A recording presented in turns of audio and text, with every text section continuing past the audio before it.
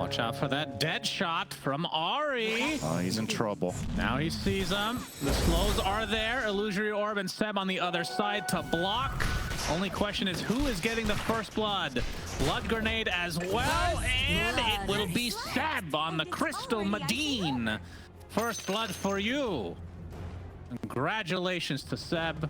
Can now retire for the 12th time in his career. Yep. A happy man. He'll be back tomorrow. Yeah, so Gaimin, they have some of their really classic stuff, right? Celery on his Ench. They're playing a tempo carry. This time it's going to be the Weaver by Duracho. Tofu on his bat. The Leshrac is also a Gaimin Gladiator staple. So I feel like they're running some very, how to say, some of their characteristic heroes, but maybe not necessarily in the pairings that they've had the most success with. I think the Weaver Ench has been very good for them, but oftentimes their good Lesh games are with IO, for example. The X is a little bit of a curveball. OG are playing what I would consider overall more meta for this patch. You know, strong team fight with the Brewmaster, Puck, and the Void. So it's a clash of styles, and we've seen Gaimin Gladiators take over games of this type in like 20 minutes, especially with their Ench. So really that top lane for me is the lane to watch. Can Celery and Duracho get off to one of their incredible starts with this type of lane? OG are already trying to counteract it by just straight up pulling the wave. Like Ari just said, no, we're not going to play this lane normally. We'll pull it between the towers. And funnily enough, bottom lane looks like to be a similar situation. So nobody really wants to lane. All right, let's talk about Axe. The only hero that actually matters in this game, Synderen, because it's not picked literally every game like all these other heroes. How do you like it this game? I think it's pretty good. I think it's very good against Void, and it has its moments against Muerta, but she's obviously being played as a support here, so not as important. It's all right. I think what often is the problem for Axe is if his laning stage goes bad, I feel like his recovery curve is very steep, but when you see a Faceless Void, you kind of know that you're going to have a good time, so I think that's already step one for Ace. And the other thing is, do you have some sort of strong follow-through for when you get a blink call? If you can't solo kill the cores, who's going to help you? In this case, the Leshrac's pretty good. Weaver, being a tempo carry, is good at connecting on calls as well. Can easily reach the target you're on with Shifuchi and get a couple of swings in the kill. So I think it's all right. I'm not like, wow, this is the best X game ever, but it's all right. Well, we'll see how well it works this game. Hopefully it's amazing so we can see it a lot more. As Tomato, you can see right now, struggling a bit in the lane, only 6 CS so far. Yeah, this is a tough one for Void. And on the other side, the Weaver 10 and 5, so not, I mean, it's not that big of a difference yet. Quite early on, but yeah, Void's one of those heroes, of course, that does get ramped up quite slowly. But the mid lane, you can see BZM. 11 and 3 right now as Quinn 16 and 6 on the Lesh. His patented hero, Synderen. Yeah, we love to see He that. invented it. Really bothers you when I say that? No. Yes. Okay. Well, nothing bothers you, but you know what I mean when I say that. It's very incorrect. For a robot, it bothers you. Go ahead. I don't know. Tomato's in a bit of trouble here.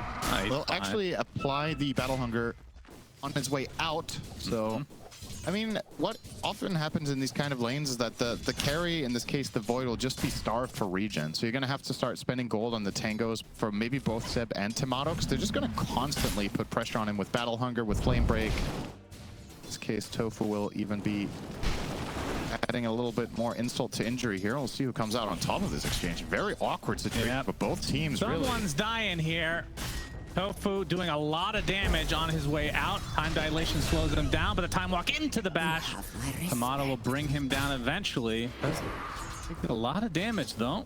It feels like an even trade to me. They lost a full wave and they had to spend so many resources on getting that kill. Yeah. So it looked deliberate for Tofu to just drain resources away from them and keep them busy. Celery getting low, but we'll be okay. And for all intents and purposes, I actually think this top lane for OG is going quite well, you know? This is Ench Weaver. It's one of the strongest lanes that this team brings to the table. And Whisper on the Brewmaster, having the same CS as Weaver, is a good first 5 minutes. Gonna put some pressure on Dyrachyo here. Nice dead shot. Yes, Dyrachyo. Will live. Only level 4. Has Shukuchi to get away if he needs to, so biding his time. Yeah, definitely a lot of pressure from OG. And Dyrachyo likely going to get healed here now. We'll see how the rotations come for this 6-minute power rune. Of course, wherever Quinn goes is where the rune will actually spawn. We've learned that over thousands of games of Dota. If you ask him, he will say he probably has 40%. No, we actually did ask him on our very prestigious podcast, Cinderin, which what did he say? Happy 5-year anniversary. 45%. No, he says that he's very lucky, actually, which is a very unusual for a mid laner to admit. So he actually will be getting this rune, like I said, 20 seconds away. Just keep track of that. Okay. Mono still struggling in the CS department. This is ramping up quite rapidly now, right? Axe is doubling him up. Axe also very good at farming stacks. Seb is making his way over here. Gets the frostbite. Ari's making his way there too. Quinn, I think, pretty much resigned to his death. Loser Orb is going to be there, but BZM gets the better of him in the end, and now Tofu's in a lot of trouble. Coil's going to be expended. He's trying to take out BZM, but just out of reach. He's going to pop the Fairy Fire on BZM as well. Loser Orb not going to clip the Bat Rider, but Tofu will eventually drop. It's going to be the cost of Tofu. Ari, I should say. Uh-oh. As BZM now, another illusory orb, dodges the blood grenade, gets the bounty rune, is gonna likely survive now, unless that range creep grows very long arms. Seb and BZM will both get away together, hand in hand, as BZM abandons him. Good news for Quinn, he did pick up the 6-minute rune while dead in the fountain. So he's gonna get that rune as you said. Told you. Yeah, very good. This was quite the exchange here. Great overall for OG. Making the rotate. Oh, hang on, BZM. He should be okay here. Yeah, very cocky though, I have to say. I really like this dive. This is just vintage Gaimin Gladiators, you know? Just several TPs though. Forcing OG's hand a lot here. They will bring multiple heroes, as you said. Whisper, not 6 yet. Whisper has the thunderclap, so Quinn is dead. A lot of pressure applied to that tier 1, like you said, but it cost them their mid laner again. That's the second death in just about a minute. Very good response, and it's very crucial for OG to find these kills as well, because on the CS they are definitely losing their lanes. So bringing the numbers to try to equalize things here and being successful. That will be the level 6 picked up for Whisper, and the earlier move from Seb was the level 6 picked up for BZM. Now they're going to try to help their next buddy. Bottom lane, BZM with the rotation on Coil. Seb coming over too. Just beautiful movements really all around from OG. Also finding the kill with Ari. Ace in the 1v3 trying to get away. Seb. No mana on Seb yet. Damn fast on Ace right now, I have to say. Chase is going to be long and arduous. Time dilation does clip him. It does nothing. It clips him. But is he actually going to get away here? TP? Yes. Wow. Okay, was not expecting that. Celery gonna take the brunt of the primal split, and Whisper comes out of it, but the thunderclap is enough to finish the job. Dyrachyo trying to get the trade, and he will do so with the help of the tower. Not a good trade for Whisper at all. Using your ult to trade Ench against a kill for the Weaver. Definitely not what he was looking for there. A quite uncharacteristic game state in this patch, right? It's 7-2 for the Radiant 9 minutes in, but they're behind 1k gold. Yeah. This is something we used to see a lot more in the past, but I feel like as of late, it's been very difficult for teams to win the lanes so convincingly on raw CS that the kill score at this point being this way is not a clear advantage for the team with the kills. But forcing it. Time walk as Dyrachyo making his way over now, knowing that Mono does not have his chronos for either. He is chopped to the ground. Knock him up. And Ari looks to be next on the list. He actually is level 6, so does pop, pierce the veil. But eventually he will end up dropping as well. And the only question is, will it be another culling stack? Yes. Double kill for the red man. It's Quinn looking to finish off this tier 1 tower mid with a diabolic edict, but BZM holding true. Using that fortification, and the tier 1 tower still up and running for OG.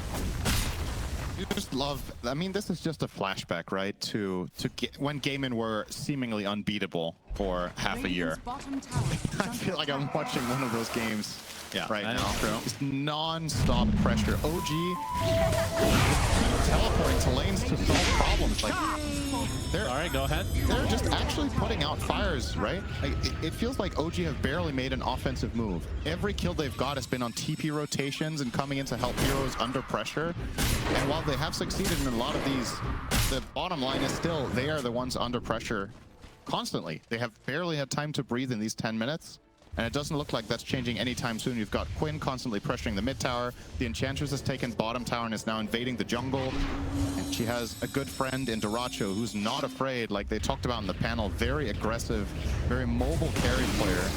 Tower finally does die. Coil onto 2 as the Axe makes his rotation over, but Quinn taking a ton of damage. Whisper gets off the primal split. A dead Leshrac again. Seb will be the trade for now. Now Ace on the run. Illusory Orb clips 2. Model even makes his way over as well as Ace trying to get up the call, but not going to find anyone. Ends up dying to Rachio with a time. Okay. Time lapse did go off, but now the Chronosphere comes in, getting all 3 teammates in the area. But it results in a kill anyway. So Duracio drops in addition. 3 for 1 in favor of OG. Once again, bringing the numbers. That was a 5-on-4 fight. The whole time, Bad Rider not connecting. Would have been a difference maker there if Tofu was able to play with the team, but had already headed all the way up to top in the distance to mid was just too far. So Tomato got level 6 during that, by the way. 11 minutes in on his carry Faceless Void. Whisper is toast, by the way. Yes, he is. Actually gonna lasso this one. Interesting, but yeah, OG again. Keeping cool under pressure. I really want to commend them on their ability to combine their heroes, and having the level 5 Faceless Void there to begin with is quite uncharacteristic, right? But it turns into a big win for them to unlock that chrono. Seeing the replay here, Quinn struggling to deal with the Brewmaster split for now. That will get easier over time, of course, as he starts getting in. Particular, the Bloodstone will be a major help for that problem. Yeah. But here's that chrono from Tomato, very nicely done. Sure, he catches his entire team, but this was the only way to kill the Weaver. Yep, he is forgiven. Ace was trying to figure out what this chewing gum tasted like. There's something weird about it. Tastes like saliva. Huh. It's been in my mouth all day. The Radiant's obviously going to be pretty early item here for Whisper on the Brew. I could have made a case for going the Vessel when you're playing against Leshrac and Ench. There was a case for it, and even against the Axe too. But we'll opt for that. Faster Radiance, don't mind it. But this game is playing out so far. I think he has to bridge the gap a little bit for Tomato to even get to play the game. Like he got that one good chrono that gave them a kill on the Weaver, but for the most part, this is recovery for quite a long time. Look at the absolutely poor net worth of the Void, almost the same as the enemy position for Bat. He is very far down the ladder here in 6th. And Void, not known to be a hero that comes back very well in terms of farming speed, oftentimes finds the combination fights. Yeah, this is lovely. That is orgasmic. That is a dagger on the way. Delicious. For Ace, almost has it. Level 4 in the call now, one would imagine. Oh, of course. Also, we didn't really talk about this, but we've seen a lot of let's say, I feel like the bracers and nulls and wraithbands have become even more popular. This is an axe that did not go Vanguard. So he went double bracer and into blade mail, and this will be a really good timing on the blink blade mail as a result here with the phase. Master. Do they have the damage? Primal split does go off. Whisper, oh man, the Pulse Nova is ripping right through him. Still sticking around though.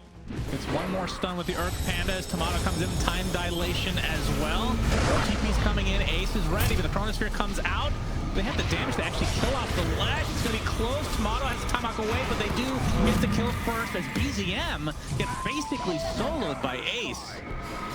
Now Tofu in the midst of a TP, but gets right-clicked into Oblivion. Lone survivor is Seb for OG. Oh dear. That did not work out the way they wanted. Just the perfect illustration of the state of the game for the Faceless Void. Tomato did no damage in that chrono. We're gonna see the replay here, right there. I understand why they want to go for this here. It looks quite promising. They still have Primal Split for a while, but pay attention to this absolutely pitiful amount of damage coming out. Sure, they do get him in the end, but Tomato needs to expend the entire chrono, and then there's no escape path afterwards, and Weaver is easily going to clean that one up, and OG cannot be happy with this development. The kill score looks even, but this not over yet, apparently. Whisper dies again. Clips tier 2 towers, then gets off a decent ult with the coil being applied to several heroes. Might be the death of Celery, although he's living through it with the Nature's Attendants. And now Sed might pay the ultimate price. Ace comes in with another taunt. And down goes the Crystal Maiden. Oh, nice silence though. Waning Rift is enough to get the right clicks off onto Dyrachyo.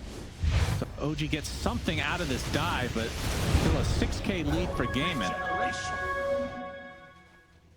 And this is pretty scary territory for OG. Yeah, the mindset for Gaimin Gladiators in this game is whenever Brew Split is on cooldown, I feel like they can just run at heroes. I think that's what they're saying internally right now. Okay, if they don't have Brew ult, and especially if they also don't have Chrono, just run them over around the map. Like, what does OG actually have in the tank to fight you with? Brewmaster doesn't have an item, Void has no farm. So effectively, you're dealing with a puck and a little bit of damage coming in from a potential Muerta ult. Aside from that, you just do whatever you want. And they're very much so trying to... You also see it in the warding, right? Like, very aggressive warding down the mid lane, as well as in the Radiant side of the jungle to the bottom half, that they're trying to get information as much as possible about making aggressive movements. Just maintaining and growing this lead. Oh shit, Ace is farmed. I mean, yes, I shouldn't be so surprised. It's Ace with a good matchup. This is standard, classic Ace stuff. This is only going to get worse, you would imagine. Feels like old classic Ace from last year. Yeah, that's recently. It's not just Ace, of course, but okay. The call comes in, and the damage is more than enough. Gracious me, oh my. Ari will get out, but they lose a valuable member again from OG's side. Coil comes in from BZM, but more of a defensive measure, it feels like. The flame break from Tofu, trying to cover Quinn a bit here. He's taking a lot of damage though, gets pushed back. Holstovitz starting to rip through them, but he dies anyway. 1 for 2 in favor of Gaimin for the time being. They do have the damage to get through Quinn. Radiant's bottom tower is under attack. See if Gaimin want to get a little bit more aggressive now. Looks like Eternal Shroud is going to be on the side of Ace soon enough. That makes a lot of sense, right? Look at the matchups that he has. There's no serious right-click damage to worry about. There's so much magical damage from the puck, from the Radiance coming in. Of course, the Steam and Muerta also largely magical, so this is going to allow him to play way more aggressively. Oh, man. Oh, Tomato has to use Chrono. Oh. Yeah. Oh. Even living from this, I guess he can find a path to his base. Tofu's oh, he's fucked. Call, chop.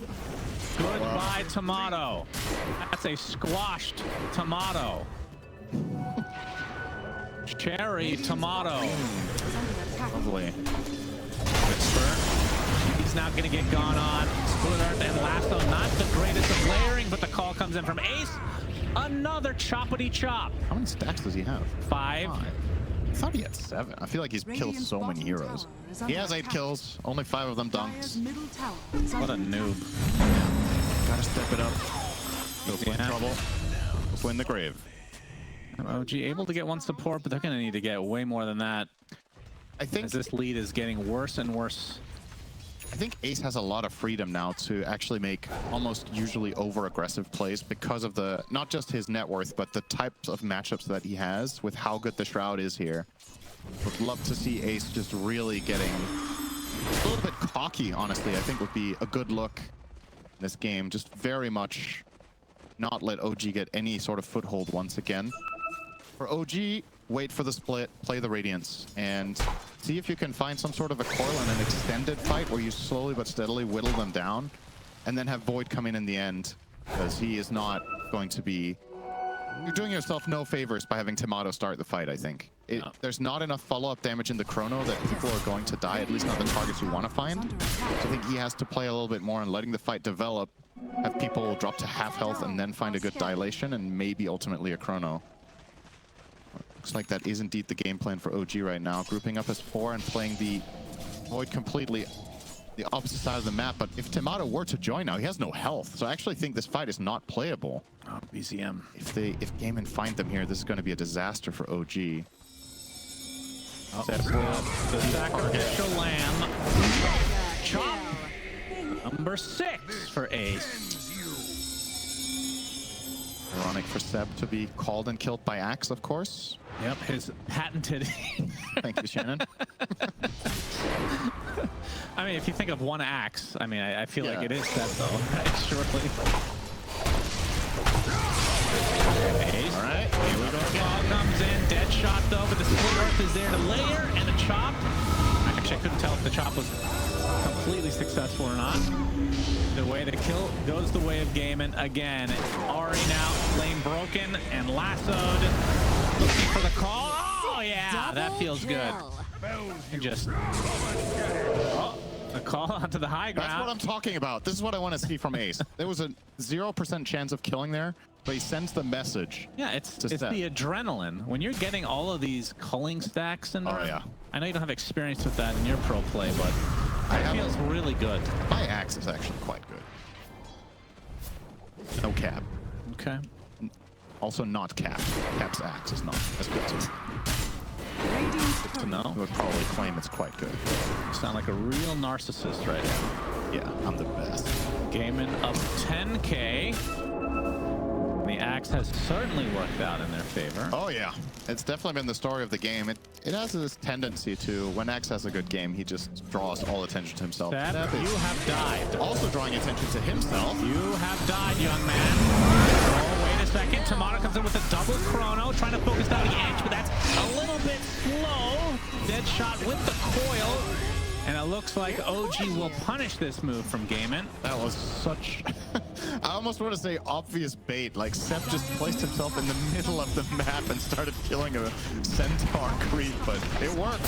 It worked. Ace has had so many successes in a row that he was just seeing another target, but that time OG were ready for the counterplay. It did cost them a lot, though. Cost them all their big ults, so now we're back to another 1.5 to 2 minutes of playing keep away. I mean, when you're playing Axe and you're snowballing, it's almost like trying to kick an addiction. You really have to keep going for those calls, and it doesn't matter if you know if it's a bait. You know you have to do it. Something in your head is telling you so. As Seb, get the dust off the sound of the calling. And is that going to be enough to kill off the Weaver? Indeed. So it only cost them Seb. Yeah, we've talked so much about Ace. We haven't really been keeping as much track of the Weaver, who obviously got that Orchid and is now closing on the Gleipnir. Lesh with his Bloodstone toward BKB build on that side. Tomato closing in on Manta, not too far away. That will be a pretty big help if he can be clutch Manta dodging a call perhaps, or getting away from the Weaver. Orchid is the more obvious usage. Oh, if he gets spotted here. They saw him. They saw him. Uh-oh. No way. Oh, my goodness. Lasso into call. TPs are coming. The chop is there again, though. The coil only on the one. Breaks it immediately. Now trying to walk away. Calling is placed as well, but no follow-up for OG. They lose their Void again. And Celery's just chilling. Farming now on his end. The map is... I think it's fair to say that OG has had access to maybe 1/3 of the map, or 40% the last 10 minutes. And they're doing the best they can with it to try to keep this afloat. And they've done a pretty admirable job of not falling behind any further on the gold in the last 5, but I was not really seeing any meaningful progression that is inspiring a lot of hope that they can start crossing the river anytime soon. This will be the first Rockman of the game. I imagine the Aegis will just be going on to Racho, and we know how he likes to play with that one. The exact same as without. Yeah. Very aggressive. Literally nothing changes. He has one mode. Yep. gonna see BZM here with their skeleton orchid it. Okay, but he gets off the blink just in time. The damage procced. I mean, keep in mind that this is a game. I mean, you do have a Lesh on the team. I know he wasn't there, but that is an amazing Aegis carrier. But if you put it on the Weaver, maybe it's the Duraccio. I actually like it better on Weaver this particular game than on Lesh, and I would usually agree with you that you almost always put this on the Leshrac. But the thing is, Leshrac in this game is more likely to survive if initiated on than the Weaver. He's just gonna, if he gets his Bloodstone off and has Pulse Nova running, he can survive a ton of this. He can heal a lot from the Brewlings, he can heal a lot from the Void that's hitting him. And the Weaver can just act as a frontline vision giver for the Axe and the Bat. So I actually like it a lot this way around. If Lesh gets initiated on and somehow does die, I feel like OG need to pump all their resources into it, and then they're just going to lose the following part of the fight to a Weaver just having free reign. Because you're not killing the Lesh without chronoing him, I think, anymore. Ace also with a Bloodstone. You love to see that on the old Axe. That is beautiful. Spell Lifesteal. You got AoE on the AoE. Beautiful choice. Love that. That guy's a boss. I thought you were going to say a bot. I was like, wow. No, you're the bot. Call foil. Only onto one, but they will clean up Tofu pretty fast. It'll cost them Seb, so 1-for-1 to start this fight. Remember, Aegis, of course, on the side of Gaimin. As Duraccio continuing to play very aggressive. BZM going to the other side, so a bit of segregation here. If Duraccio can somehow find an angle into this, just getting Gleipnir onto anyone, really, is a good setup for the Axe to follow through. It will force the Manta from the Void as well, who actually still doesn't have it. Tomato is still so far behind par. And it begs the question, should he actually have gone for like a catch-up Midas? Oh my god, he's actually just dead to Weaver, isn't he? No. Never mind. Surely not, Cinderman. How did he deal so little damage? Dire's top tower is under attack. That's for you to answer. You're the analyst. I don't know. That's looked like a situation where the Weaver is going to do more than that. Another dead shot clipped Duraccio in the end, but I'm surprised he didn't do more of a dent into Tomato there with the items that he has. Dead shot. Ace now on to Ace. Just tanky. Only at half HP is Tomato closing the gap. That is the Chrono, of course, will use it. The rest of his team will walk into it as they do. Awkward. Very poorly played there as Ace now calls, looking for a potential chop, but Tomato time walks away. Ace was using the Bloodstone there. The coil's gonna snap. And he's still very tanky, but eventually OG gets what they came for. Tomato though lassoed and soloed essentially by Tofu. Really unfortunate death if you're an OG fan. And they lost Brew somewhere along the lines here. Yeah, Ari's in trouble too. He's gonna get scouted out and Yuled. Reinforcements are arriving via the Weaver. He will Yule again. Tofu is owning. He is actually owning on this support bat. I thought Gaimin were going to bring more resources to help the Axe there. That was a 20-second chase at least from OG to find that kill. But as you said, they found the Brew on the other side of the map and they kept the waves pushed out. Perhaps TPs were on cooldown. I think a Leshrac arriving there could have spelled complete disaster for OG. Now it only spells half a disaster, but still pretty bad. It's now going to be top tier 2. It's going to be the Tormentor Steel. This one will be going the way of Tofu. Perfect. Changes absolutely nothing. It's good for OG as a matter of fact. Now the net worth. Gaimin Gladiators is higher. If they were to kill the bat. That's true. Is it just the attacking sticky napalm? I need to double check this. Does it change anything else? It no longer disarms you. Every second attack gets one napalm stick. I mean, it does have its... We're talking about it like it is just absolute trash, which is not the case. It still has its uses. It's just among support shards, I would definitely put this as like one of the 3 worst on average, because Batrider mostly doesn't really hit heroes very much. You're just playing flanking, you're casting your spells from range and not getting involved with your actual hero. Now, sometimes you will do a little bit of poke here and there. I guess it also helps it a little bit for farming. Yeah, that's every support needs a farming mechanism now. That is very true. Need to push your waves, need to jungle, need to get your 6-slot items. Yes. Do more damage to create. Finding. Not Tomato, but the protection is there from Ari. Okay. This will be another long Burn coming in. Yeah, Stellar's in the vicinity as well. Tomato has to be careful. The counter Helix is owning him right now as Seb with a bit of a zoning ult. They're just trying to keep their distance from Ace, but they really want to kill him as Tofu gets the initiation again onto the Void. Yule's up into the air though. Is this enough damage? Yes. Tomato dies again. And guess who's still alive? Ace. They couldn't finish the job. Okay. If your axe can do this, imagine if the team is there from the beginning, right? Literally, 1v4 Chop for 10 seconds. 10 Still didn't die. stacks. Oh my goodness. Beast. I don't know. OG just don't have the solutions. They just can't kill this guy. They need a full-on 4v1 for half a minute. Good amount of damage from BZM, but your buildings are going to melt here very shortly. Backdoor protection is gone. Fortification activated now. Counter fort aggressively from Gaimin. They want to keep going. That's the call to start. Dyrachyo coming with the GTB already activated. They focus down Seb right off the bat. He's dead for 40, no buyback. Dyrachyo time lapse. A decent amount of HP back. Come on, sprites. Is it normal for Muerta to get a support Muerta to get Moonshard as a second item, Cinderin? That sounds like a rhetorical question. The answer is no. That is not normal. Okay. Let's check. Radiant are scanning. Ari does have Moonshard. I think it's a good pickup though. I think he's making the right call here that Like, my Void is useless. we don't have enough damage. How can I get the most DPS per goal? This is like a pop Probably choice it. right here. Very toxic choice. He's going Moonshard into Daedalus. Okay, here's the real question. Do you think he asked permission from Tomato? It's like, Tomato, would it offend you if I go Moonshard on my Muerta? Tomato, I think you suck. No offense. Love Tomato, of course. I mean, it's just, honestly, the thing is, there are just some games where you die. Oh my god, Gwen with the double split. Tomato dead. Ari, the Moonshard, helping him out here survive a little bit longer with that night vision. So,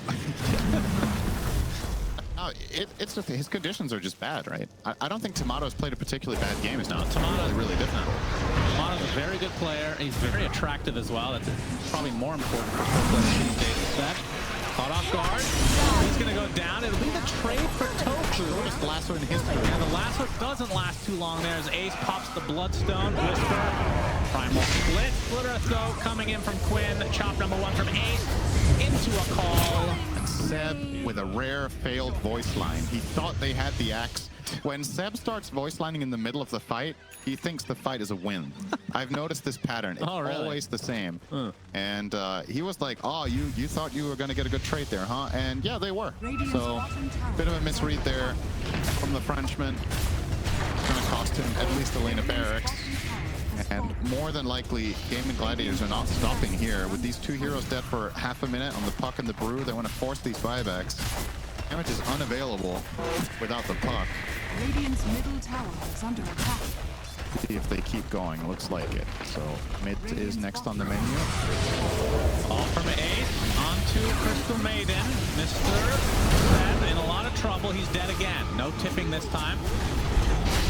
He didn't think they were winning that. That'll be 2 sets of racks. Although the fortification does come out.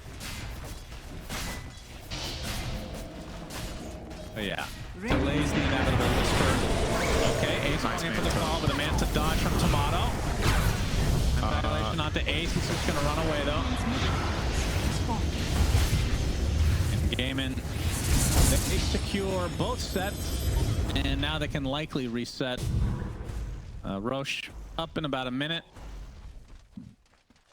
And at that point, OG, I would assume, have to contest the Roche. Absolutely have to. Would you agree if I said this really takes me back a year with Gaimin? I feel like this is the exact same game that they used to play. Yeah, for sure. Same logic, same draft approach as well. They're last picking Ace into an insane matchup. They're getting strong lanes, playing really fast. They're moving their carry. They're taking the outer towers early, and they're non-stop brawling. This is effectively what a lot of people wanted to see from Gaimin for a very long time, but they just haven't necessarily been able to enforce this type of gameplay in a lot of their games.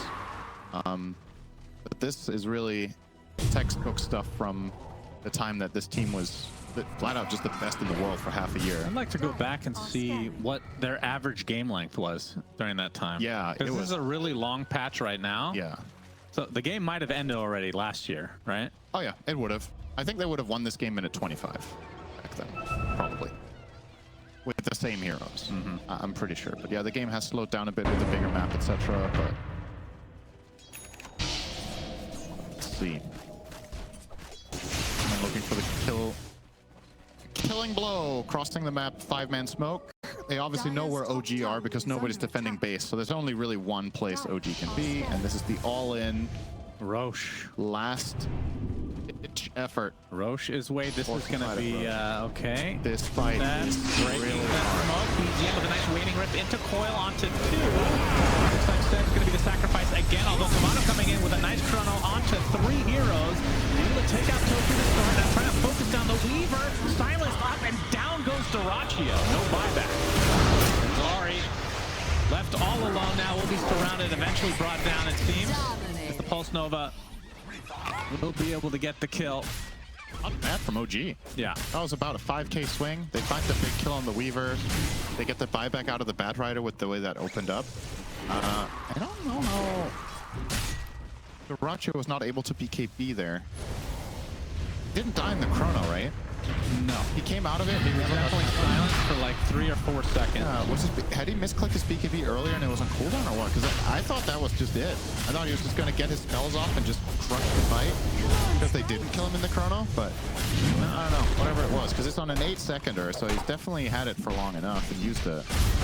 Anyway, as it stands, OG with a little bit of a... They're surviving, but they still lose the Roche, and this will be Aegis plus cheese for the Lesh. He will also be finishing his Wind Waker as soon as he gets to that. They probably thought he had Aegis already. Dorachio. Yeah, that must be it. Playing like he has the Aegis. You don't want to use BKB on first life. Oh boy. Berserker's Call into Deathity Chop. Never say that again. Deathity. Now Quinn and company, they will have their Weaver back now. Just needs to get to the other side of the map. We'll TP to the outpost, and now they can try to secure this game number 1 with the Megas. Motto, no chrono.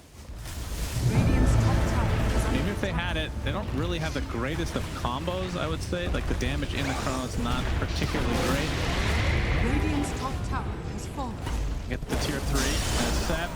Now, last out. What number chop is this, Cinderin? 9. 13. Try. Yeah. As if you have not been watching. Oh, sorry. I was... Understandable. We already have a upgraded Yule. Does the Berserker come from A? No chop this time. Too much damage. Damage overload for him. Just like that, it's a 5 versus 2, not including the Aegis or the cheese. BGM and Tomato, the last remaining members of OG. The Chronosphere onto 3 heroes into 0 damage. Pretty much been the story of the game as GG is called. So, Gaimin with a much needed win. Should point that out again. OG coming into this 3-1, so they've been doing extremely well.